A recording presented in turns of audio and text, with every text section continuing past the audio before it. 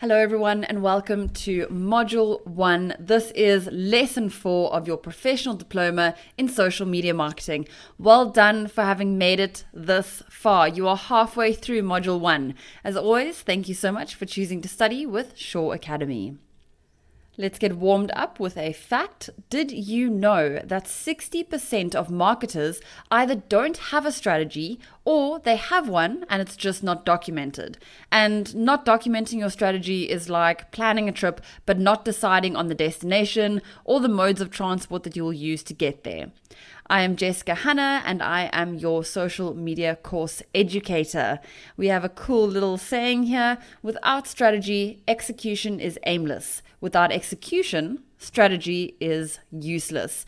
Before we begin, if you haven't done it already, you can download the app onto your phone or tablet and remember to set the allow notifications. You also have a happy little reminder that tells you when your next lesson is going to start, and if you click on courses, you can view more information about the current course that you are on, or if you ever miss a lesson, you can go back and join your class or watch the recording using the red watch recording button. If you have any questions, you can use our AI chatbot Morpheus, or you can chat with your classmates using the chat box in the lower right-hand corner of your screen. Please remember to rate any responses that you get from Morpheus so that we can improve your Shaw Academy experience going forward. And if you have any further queries, you are more than welcome to email us on support@shawacademy.com. And most importantly, remember that success requires effort and commitment. And we are here to make things as easy as possible for you to attend your lessons and to succeed. All you have to do is don't drop out. It is really that simple. You will see improvements with every single lesson that will get you closer to achieving your goals. So stick with us. Let's have a quick recap of what we learned in Lesson 3. So you would have learned what a target audience is, why it's important to have an in-depth understanding of your target audience, how to identify your target audience, as well as the different generations that are using social media. We also learned about segmenting your audience into buyer personas, as well as the elements of a buyer persona, and finally we looked at the buyer journey. I hope that was an exciting lesson for you. You are now on Lesson 4, where you will learn about the social media strategy. In this lesson, you will learn what a social media strategy is, why it's important to have a strategy, as well as the various elements involved in a strategy, what they mean, why you need them, and how to identify what is best for your business. I know that this doesn't seem like a lot, but this is going to be a jam-packed session. So bear with me. We're quickly going to touch on some marketing terms that you will hear throughout this lesson. We have brand sentiment, and this is also known as social sentiment, which measures the emotions behind social media and other online mentions. We also have co-branding, which can also be referred to as a brand partnership, and this is a strategic alliance between two non-competing brands to run a campaign together. We also have followers, and a follower represents a user who chooses to see another user's or page's posts in their news feed. We also have vanity URL, and this is a unique web address that is branded for marketing purposes. Some other key terms that you'll be hearing a lot include brand voice, and this is the uniformity in selection of words, the attitudes and values of a brand while addressing its target audience. You'll also hear cross-selling, and this is the action or practice of selling an additional product or service to an existing customer. This is also a general sales term. You will hear about metrics, which are measurable values to demonstrate the effectiveness of campaigns across marketing channels. And finally, you will most definitely hear viral. I'm sure I don't need to explain it, but let's just have a look at the definition anyway. And this is content which can be images, videos, or pieces of information that is circulated rapidly and widely from one internet user to another. I'm sure that we all want our content to go viral. Let's jump into our social media strategy. First of all, what exactly is a social media strategy? Let's look at a definition for that. So it is a detailed blueprint that answers the what, when, how, and why for all the business content that you post on your social media business pages. Tell me, of everyone here today, how many of you have a documented strategy? You can just answer with an A or a B. A for yes and B for no. I know that it can be very strenuous to develop as it takes a lot of time. And as we saw at the beginning of the slide, only 60% of marketers have a strategy and most of them do not have a documented strategy. So A or B, is your strategy documented? Okay, so let's have a look at some of the reasons why you should have a documented social media strategy. First of all, social web is continuously growing. If you remember in lesson 1, we mentioned that social uptake is expected to grow 9% year on year. And in lesson 2, we talked about the fact that there are thousands of social media channels, and this will only continue to grow. Between users and social media channels, the World Wide Web and internet is growing, so everyone ultimately will end up being online. Another significant factor is that purchasing decisions are influenced by social media. 74% of consumers rely on social networks to help with their purchasing decisions, and 71% of consumers are more likely to make purchases based on social media referrals. And that's not all, folks. 31% of consumers say that they will use social media to browse for new items to buy, while 78% of consumer purchases are impacted by a company's social media posts. So, what are we getting from this? We're getting that people go onto social media to decide whether to make a purchase. They go onto social media to find new products, and they also go onto social media to research a company's social media posts. Having a social media strategy also gives you the competitive advantage. As we saw in our Did You Know slide, more than half the companies using social media marketing do not have a documented strategy. That means that with a clear strategy, you are able to plan, prioritize, execute, measure, and optimize all your hyper-targeted content to their audiences to convert them to your brand. Okay, so you can really leave your competitor in your dust. You can also save a heck of a lot of effort, time, and money. A strategy provides your team with what they need to post, when they need to post it, on which platform and at what time, who you're targeting, and why you're doing it. This saves time developing content and scheduling posts. It also allows you to direct your activity to meaningful areas, as you can measure what is working and what isn't based on the goals and the KPIs that you have set. And then, of course, your customers are on social media. As we know, there are 3.2 billion social media users worldwide, and you need to meet your customers on the platforms that they are using. So we saw this in the previous lesson. All generations are on social media. It's just a matter of knowing which platforms to choose. And if we need some further inspiration about using a social media strategy, I've got this wonderful quote here from Sejal Parekh. The quote goes, "It is critical for any business to have a social media strategy. The key is to have a strategy that is actionable and understands your customers. It should help you converse with them about the things that they care about in the places or on the platforms where they are already hanging out. The best strategies have consumer-led insights at their heart and make creating content, conversations, and even conversions much easier to generate. And the bravest part of devising a successful social media strategy is consciously deciding where not to be and why." So, on that note, let's take a look at the elements of a social media strategy. We will be going into detail on every single element that I'm about to mention, so don't stress, we are going to go through this. This is just a quick high-level overview of what you want to include in a strategy. So first of all, you want to include a company overview. You will then want to include your products and services. You will conduct a SWOT analysis. You will also list what your goals are and your KPIs. Then we'll have a look at listing your target audience, as well as the platforms that you will use and the various content types for each platform. Your strategy will also include various trends that you can use or you can leverage.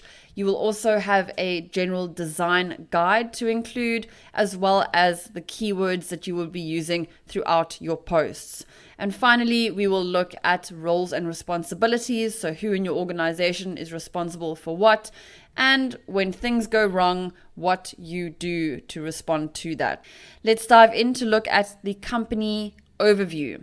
So you should already have this information.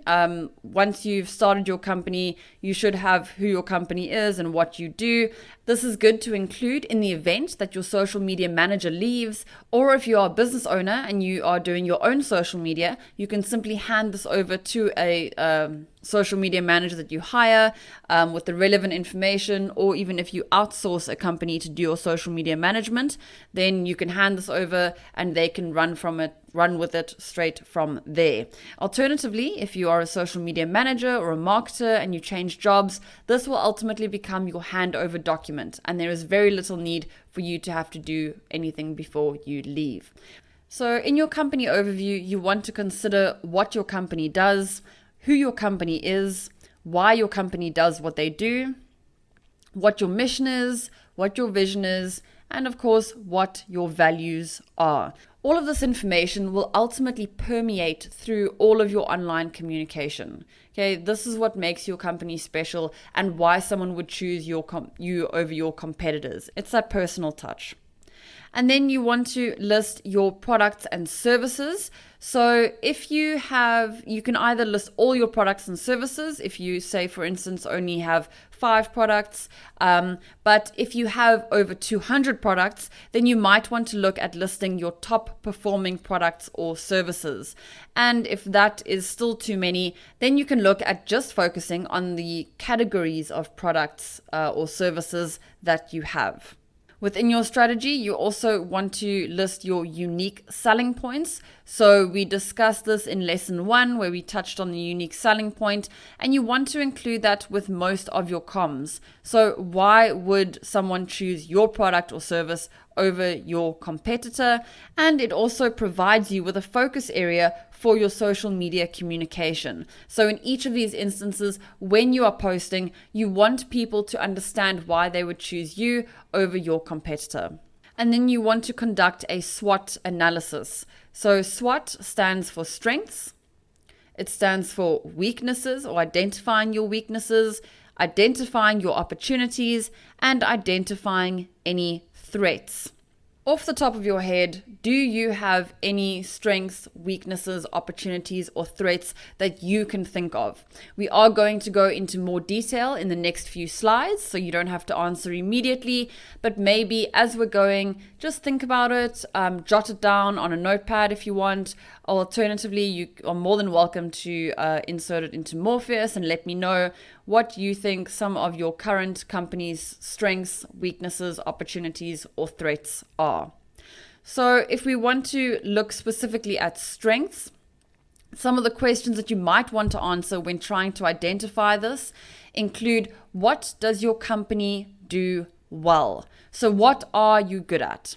And then also, what qualities differentiate you from your competitors? So is there something that you do better than them?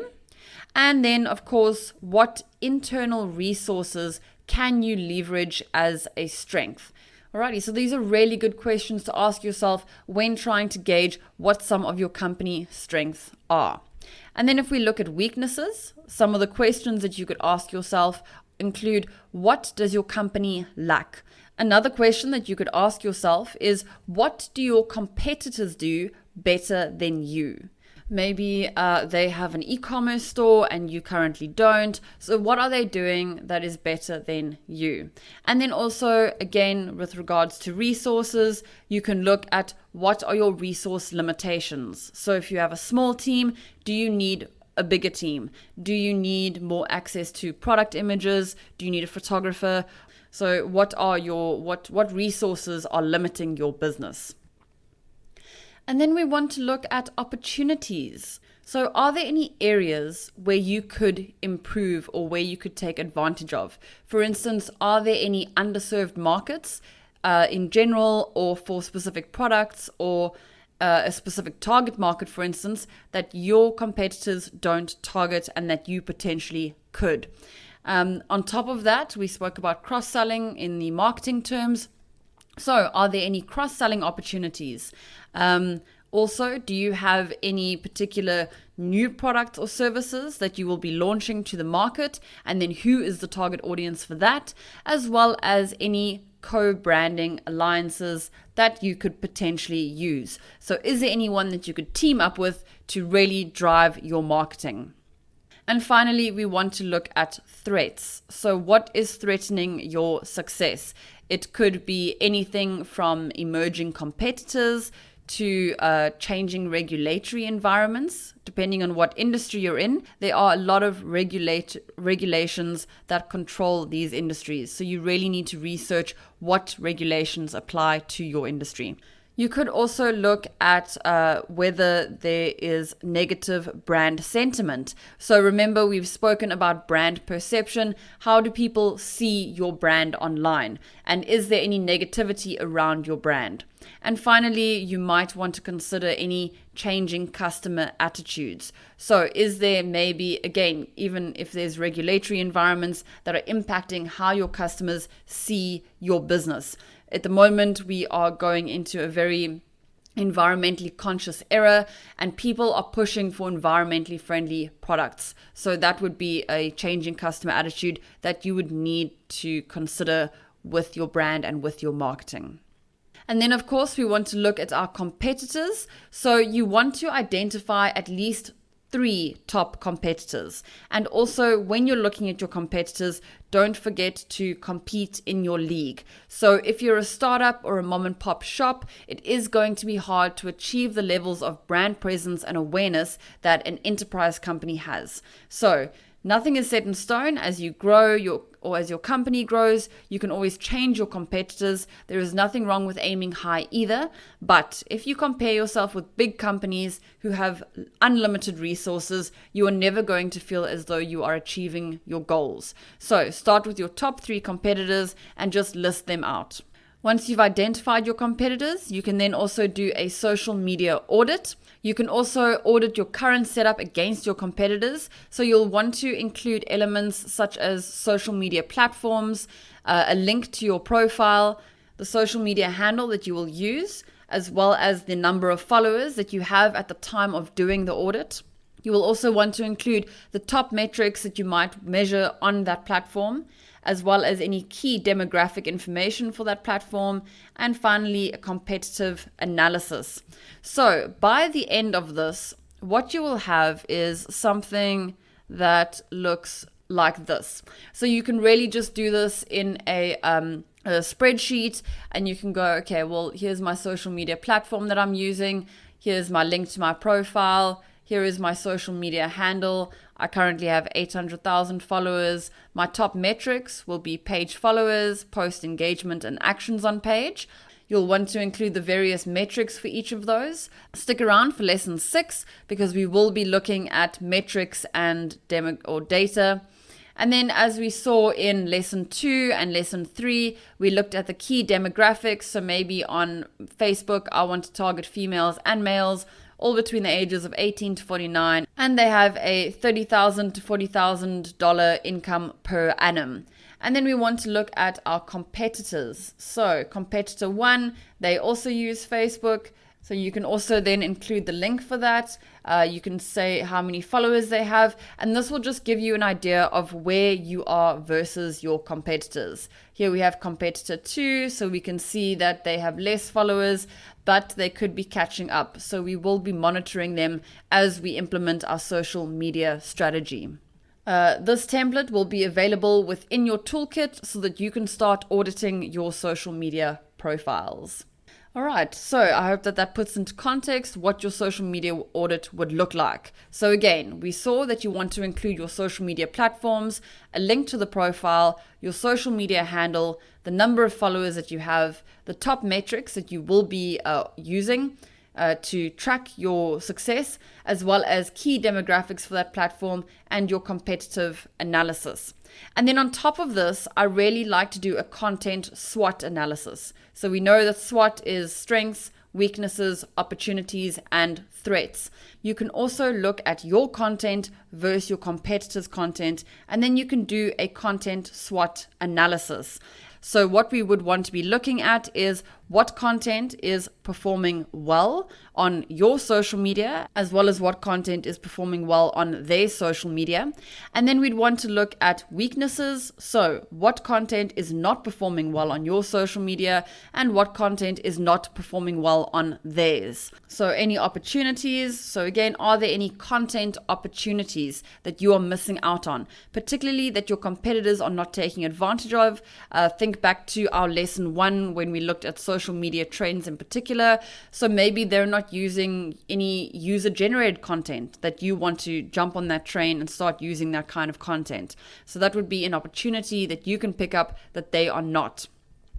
And then finally, threats. So is there any content that they do well that you don't? Or is there anything else that could threaten your success? For instance, bad quality images or spelling errors in posts. Maybe your competitor is producing amazing videos where yours are only mediocre.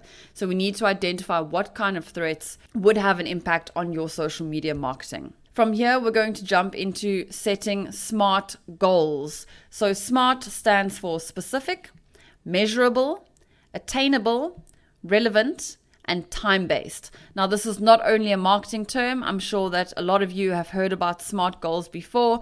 So tell me, do you have any goals that you have set, whether they are personal or whether they are business goals? Have they been SMART goals? So have you set them according to specific, measurable, attainable, relevant, and time-based? Or do you simply just set goals for yourself and hope to achieve them?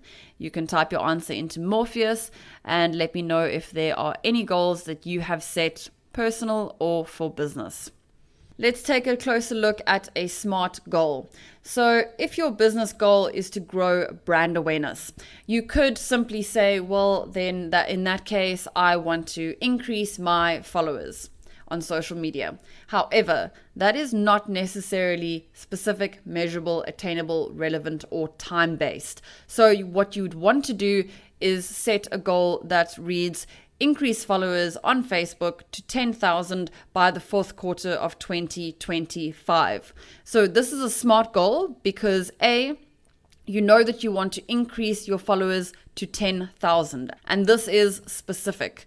And then you know that it's the Facebook followers that you want to grow. So this way it's measurable. So how you will measure the growth is by Facebook followers. And then if you are, for instance, in the third quarter of 2025 and you only have 10 followers, it wouldn't make sense to set those goals to 10,000 for the fourth quarter of 2025. So ensure that you set goals annually so that you know that they're achievable or attainable. And then you also want to set your goals according to what your business growth rates are. So if your overall business growth aims to be 10% year on year or for the next year, then you want to set your social media goals accordingly. And then the fact that you want to increase followers makes your goal relevant because you know that brand awareness is what you want to create. And the way that we measure brand awareness on social media is through the number of increased followers. And then finally, by the fourth quarter of 2025, this makes it a time-based goal. So you know when you want to achieve what by. Now, in order to measure these goals, you want to establish KPIs or key performance indicators to measure the success of your goals. So if we're looking at our last example, if our goal, obviously, so our overall business goal is to grow brand awareness, and our SMART goal would be to increase our Facebook followers to 10,000 by the fourth quarter of 2025. In order to measure this goal, we would need to look at the number of followers that we have gained from the time that we set the goal to our deadline time. In Module 2, we are going to be looking into more detail at the types of goals that you can set and the KPIs that would accompany those goals. So I hope you're looking forward to that.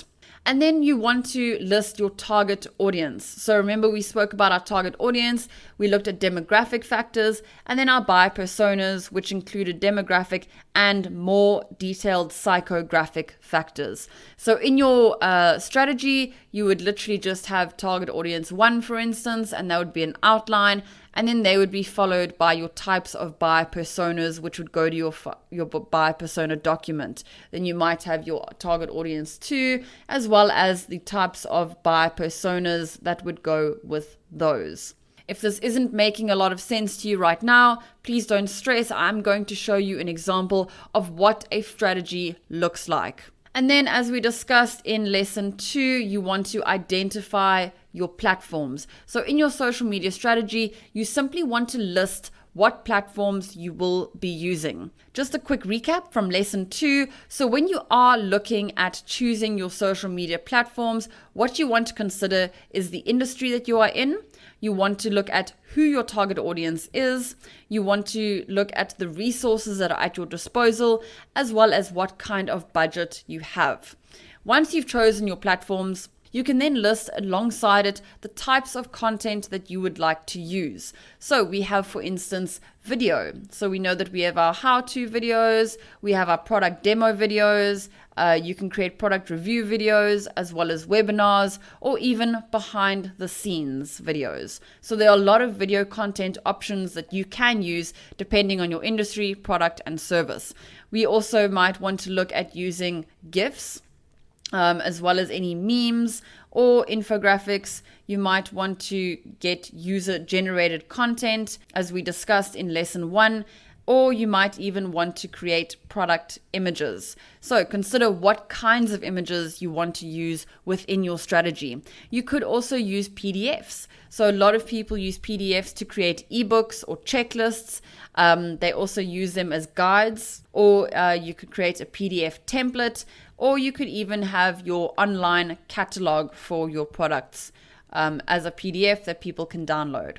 So those are all really nice kinds of content types, but we will be diving into more information about the content types that you can use in lesson 7 of module 1. So are there any of these that you currently use, or are there any new ideas that I have possibly given you that you can use? So there is so much content that you can produce for your audience. It just depends on what they want. Let's quickly have a look then at from what content we produce to our design guide, which tells us how to produce this content. So this is a really important factor to include. We spoke about brand perception in lesson 1. Can anyone remember what brand perception is? As a refresher, brand perception is how you are perceived by online users. So your style guide will determine how your brand appears and how it acts on social media. You want to ensure that you have a consistent presence across all of your social media platforms, as this ensures that your brand and your content is easily recognizable in users' feeds, and it provides your brand with its own unique personality. It also decreases any room for error, and it ensures that you are able to quickly onboard any new employees if you provide them with the do's and don'ts from the very beginning. So have you ever tried to find a brand on Facebook, but their page is so distant from what you know of them that you wouldn't associate that page with them? So then you're not even sure whether it's the right page, and you start getting confused, and then you end up not following it because you don't want to follow a brand that you're not interested in. So this is why it's so important to ensure that your design is consistent and content is recognizable throughout your social media platforms. Your design style also needs to align with your products and service and what you represent in terms of your industry. So if you're a law firm, you're probably not going to use super psychedelic colors in your marketing. So you're going to go for more muted and neutral colors. But if you're a party shop, then you definitely want to be using those psychedelic colors because they absolutely just scream fun. So these are the kinds of things that you really need to consider within your design. On that note, let's look at some of the elements that you will include in your design guide. So we're going to look at, first of all, a few serious bits. So social media profile naming conventions. Each of your profiles will have a vanity URL, which is a URL that is specific to you. Remember that you may not always be able to get the name that you want, so cater for that. And then you also want to include your brand voice. So across all marketing channels, your brand voice should be consistent in terms of the tone and the language that you use. So are you serious? Are you cheerful? Are you upbeat? Again, this needs to align with the industry that you are in. Also consider what grammar and terminology you will use. So this should outline how you use grammar. Will you use exclamation points in posts? This can even extend to as far as whether you're willing to use emojis in your posts or not. So look at what kind of in-house terminology you would want to use. And then there's also post formatting. So is there a certain way that you would want or that you would like posts to be formatted? For example, should it be the headline, a link, and a hashtag? Do you keep your posts short or do you keep them quick? Do you tell whole stories? Remember that various platforms have ideal lengths of posts and also who your audience is. Because if your audience is not going to read a story length post, then there's no need to post it. You also want to consider your hashtag usage. So are there hashtags that A, are specific to your brand, and B, that are specific to your industry? We are going to look at hashtags more closely in lesson 7. You also want to then provide visual guidelines. So you will need to outline what your brand colors are. Are there specific fonts for graphics that you use? Are there any specific color combinations that you want to use per network, as well as the types of graphics? So maybe you want to use animated, or maybe you want to use more realistic posts. This can even extend to as far as your team posts and your logos. So what are the do's and don'ts for your logos? How can you use the logos in different ways, as well as your team photos? Maybe you only want to post your team photos in black and white, for instance. So there are a lot of factors that you need to consider in terms of visual guidelines. And then you want to maybe outline how you would handle your competitor interactions. So sometimes you may have a standoff with a competitor on social media where they tag you in something.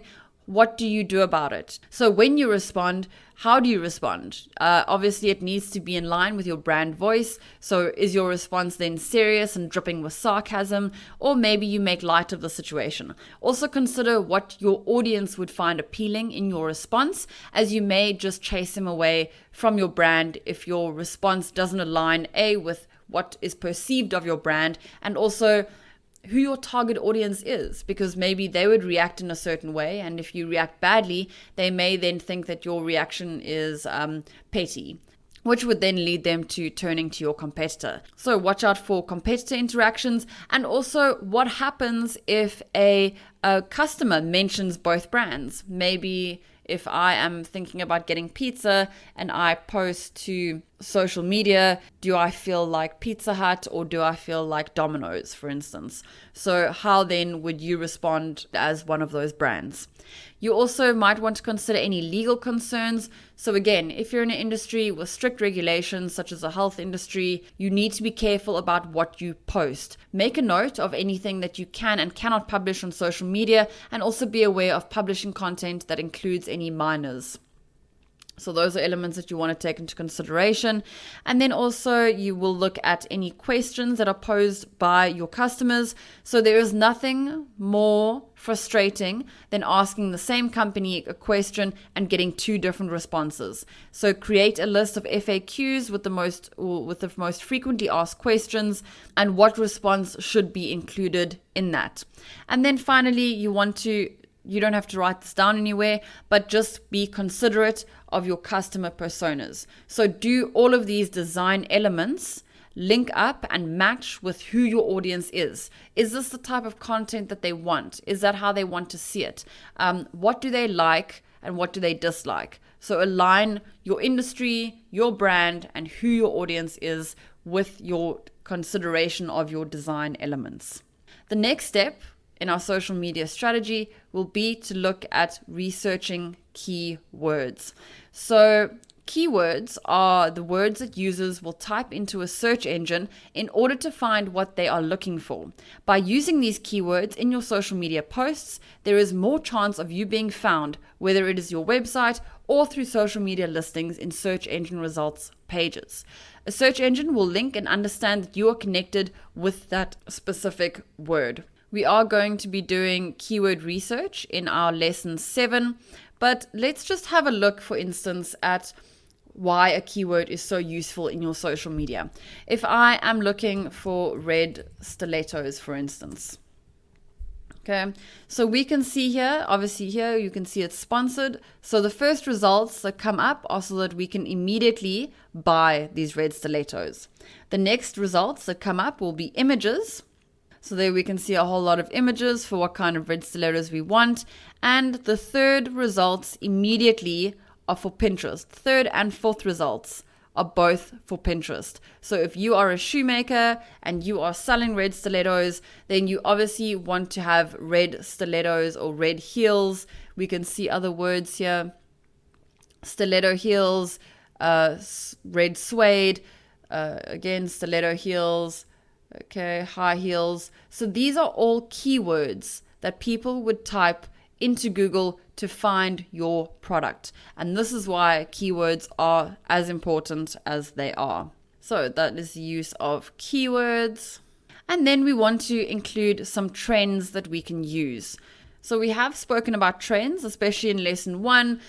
We obviously spoke about video trends and about user-generated content as well as influencers. But there are trends that we can use to leverage that are general throughout the world. For instance, there are specific social media trends, but you can also have industry trends as well as event trends. So an example, for instance, of a social media trend could also be the Motivation Monday, Throwback Thursdays, or Pick of the Day. And these are really nice, quick and simple trends that you can leverage in order to drive engagement within your social media. So here, for instance, we have Motivation Monday quote. Just bear in mind that with these generalized social media trends, it is really hard to rank in the first few. There are also industry-specific trends. So this is an example from a hairstylist. So you also have, if you maybe make wedding dresses, you could have hashtag wedding ideas.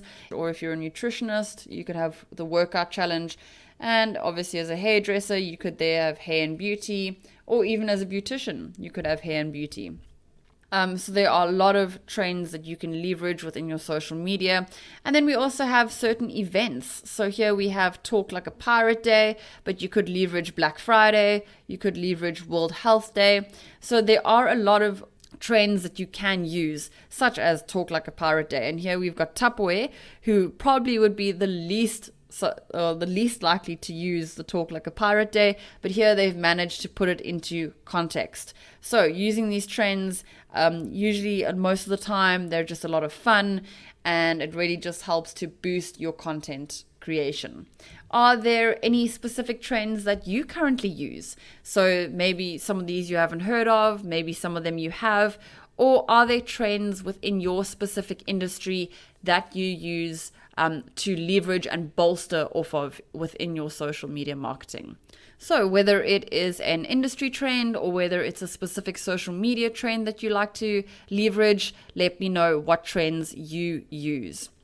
And then it's also important to identify roles and responsibilities. So you need to establish who is responsible for what within your social media marketing. This just ensures that everything gets done, everything runs efficiently, and nothing falls through the cracks. And finally, there is the emergency response plan. So while growth online and going viral can occur overnight, you can also be destroyed overnight. It's important to know that negative content can go viral as well. So it's important to have a backup in the event that something negative goes viral too. Much like prepping for customer queries, think of all the scenarios that could occur or that could potentially go wrong and what the response would be or what the plan of action is for handling that situation. Whether you need to release an apology, offer a refund, conduct a recall, whatever has to happen in order to correct that situation is what you need to write down. It is essential that you respond to negative commentary. And finally, the majority of users don't mind seeing complaints, and bad press won't necessarily turn them away, but no response at all really puts people off because it seems as though you don't care. And if you don't care about your reputation, then why would you care about your customer? So I hope that this has all made sense to you. Let's quickly recap on the elements of a social media strategy so that we can connect the dots. So we looked at our company overview, which included what your company does, who your company is, why your company does what it does, as well as your mission, vision, and the values that your company runs or operates by. We also took a look at the products or services. So we said that you need to list your products or services. If you have too many, you can either choose the top products and services that you would like to push throughout the year, or alternatively, you can look at the certain categories of products or services that you want to focus on. We also looked at the SWOT analysis. So that stands for our strengths, weaknesses, opportunities, and threats, as well as conducting that SWOT analysis on our competitors and on our content. We covered the SMART goals and KPIs. Your SMART goals should be specific, they should be measurable, they should be attainable, they should be relevant, and they should be time-based. And in order to measure those SMART goals, you want to establish key performance indicators. We also looked at the target audience. So as we know, in the lesson 3, we set out our target audience according to demographic and psychographic factors, which you were set as a challenge. So you should have that information. And then in module 2, lesson 1, we will look at developing those buyer personas in detail. So in your strategy, you just want to include an overview of who your target audience is and the related buyer personas. And then you want to list what platforms. And when you're looking at your platforms, you want to obviously consider what industry you're in, who your target audience is, what your resources are to be able to develop that content, and then as well as what your budget is to be able to develop content. And then with your platforms, you want to identify the various content types that you will use. So content types would include images, it would include video, and it would include PDFs, as well as many more types of content, which we will be going into further into detail within lesson 7 of module 1. And then we also looked at the various trends. So we looked at all sorts of trends in lesson 1, but some other specific hashtag trends that you can leverage are from social media hashtag trends such as Motivation Monday. And then there are also specific industry trends such as hashtag hair and beauty, as well as some general events such as Talk Like a Pirate Day. So you can use the hashtag Talk Like a Pirate and apply that to your social media strategy. And then we also looked at what you would want to include in a design guide. So a quick run through would be you want to consider your social media naming conventions, what brand voice you would use, the grammar and terminology that you might include, as well as your post formatting, the hashtag usage, any visual guidelines such as whether you're going to use animated or realistic images or videos, any competitor interactions and how you would handle them, potential legal concerns that may arise from your content or your design of your content, as well as any questions that your customers pose to you. And finally, do all these elements match up with your customer persona considerations? So what do they want? What would appeal to them? And what do they like? We also looked at the use of keywords, and we Googled red stilettos just to show you the importance of using keywords in your social media. We are going to be going into much more detail about keyword research in lesson 7, so I hope that you all stay tuned. And finally, last but not least, we looked at listing roles and responsibilities. So who is responsible for what, and most importantly, conducting or putting together an emergency response plan in order to deal with emergency situations. So I really hope this helps all the elements to come together. But let's quickly just have a look at an example of what a strategy looks like. So here I have a template, and this template will only be available in module 2. The reason for this is that as we progress through Module 2, you will be able to fill out the different sections of your social media strategy template. So as we can see, it's really nothing fancy. It's just straightforward into a document. So you can see here's our competitors, our website, identifying our strengths compared with the competitors, some goals and KPIs. So we can see here it's broken down into platform, what the business goal is, what the social media goal would be, as well as what the specific KPI would be. And then we have our target audiences. So here it's broken down into an overview. We have our associated buyer personas. Your buyer personas will be on a separate template, the same way that your audit is on a separate template. But we will be going more into detail in that in lesson 1 of module 2. Okay, so there's our other audience. Then we have platforms and content. So here you can see you list the platform as well as the content type that would go on there.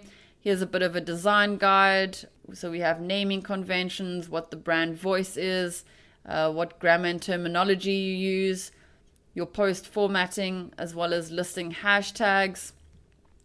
And then we have some visual guidelines. So this will probably be the closest thing to that needs to be designed, just with fonts, how to use the logo, our competitor interactions, legal concerns, some Q&As, what keywords we want to include, some of the trends that we might leverage. So we have Black Friday here, we have International Day of Education, and then we have the roles and responsibilities for various tasks, as well as our emergency response plan.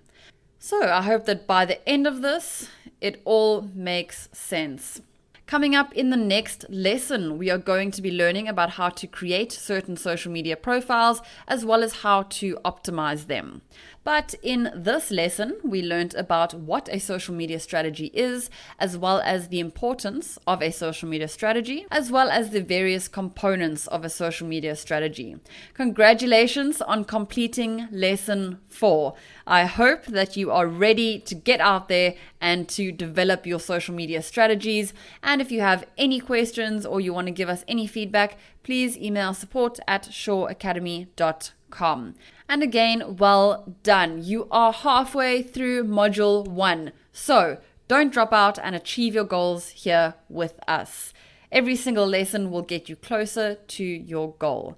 Thank you again for choosing to study with Shore Academy and for attending this lesson. I will see you at the next lesson.